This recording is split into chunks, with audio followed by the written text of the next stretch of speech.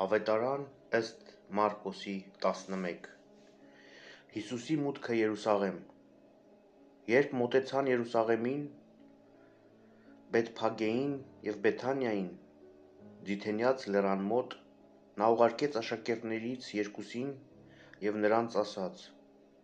«Դուք գնացեք այդ գյուղը, որ ձեր դիմացն է, և հենց որ այնտեղ մտնեք, կգտնեք մի կապված ավանակ, որի վրա ոչ մի մարդ արարած չի նստել. արձակեցեք այն և բերեք։ Եվ եթե մեկը ձեզ ասի. «Արդ ավանակը ինչու եք արձակում», կասեք.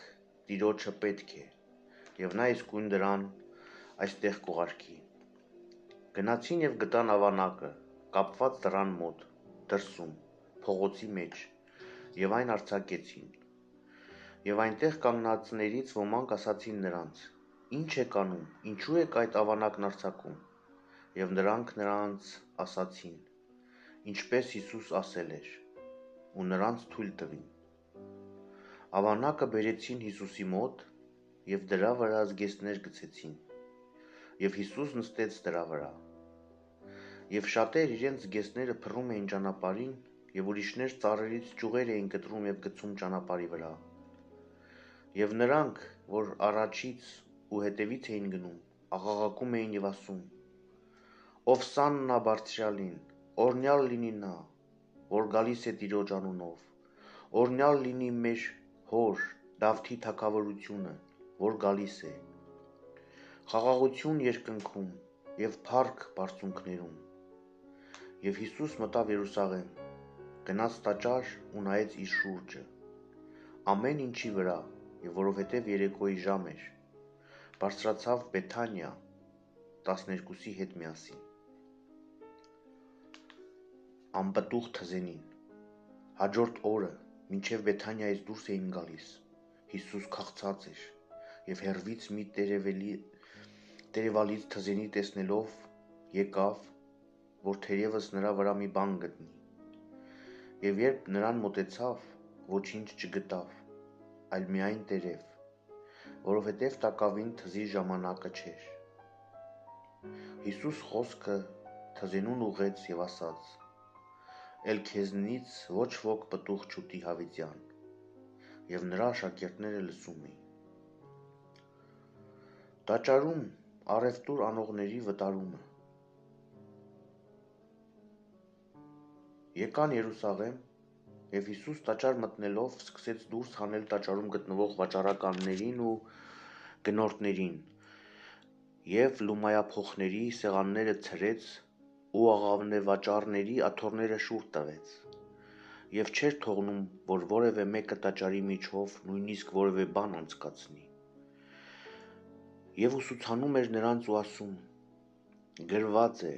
իմ տունը բոլոր ազգերի համար աղոթքի տուն է կոչվելու, իսկ դուք այն դարձրել եք ավազակների որջեր»։ Քահանայապետներն ու օրենսգետները լսեցին այս և մի միջոց էին փնտրում, թե ինչպես կորստյան մատնեն նրան, բայց վախենում էին նրանից, որովհետև ամբողջ ժողովուրդը զարմացած էր նրա ուսուցման վրա։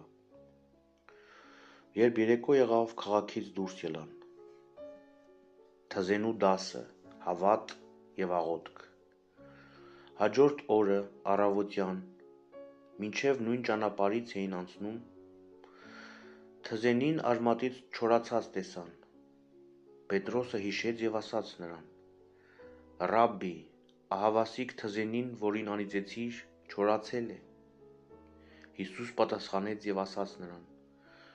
«Եթե Աստծու հանդեպ հավատ ունենաք, ճշմարիտ եմ ասում ձեզ, ով որ այս լեռանն ասի.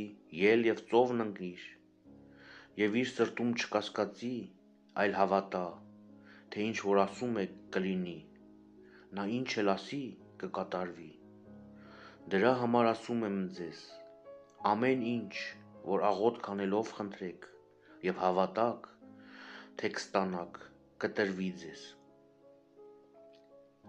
Եվ երբ աղոթքի կանգնեք, թե մեկի դեմ մի բան ունեք, ներեցեք, որպեսզի ձեր Հայրն էլ, որ երկնքում է, ների ձեզ ձեր հանցանքները։ Հարց Հիսուսին իր իշխանության մասին։ Դարձյալ Երուսաղեմ եկան, և մինչ նա այնտեղ տաճարում շրջում էր, նրա մոտ եկան քահանայապետները, օրենսգետները և ծերերը ու ասացին նրան. «Ինչ իշխանափոխությամբ ես դու այդ անում, և ով տվեց քեզ այդ իշխանությունը»։ Հիսուս պատասխան տվեց և ասաց նրանց. «Ես էլ ձեզ մի բան հարցնեմ, պատասխանեցեք ինձ, և ես ձեզ կասեմ, թե ինչ իշխանությամբ եմ այս անում։ Հովհաննեսի մկրտությունը երկնքի՞ց էր, թե մարդկանցից։ Պատասխանեցեք ինձ»։ Նրանք իրար միջև խորում էին ու ասում. «Եթե ասենք երկնքից, մեզ կասի.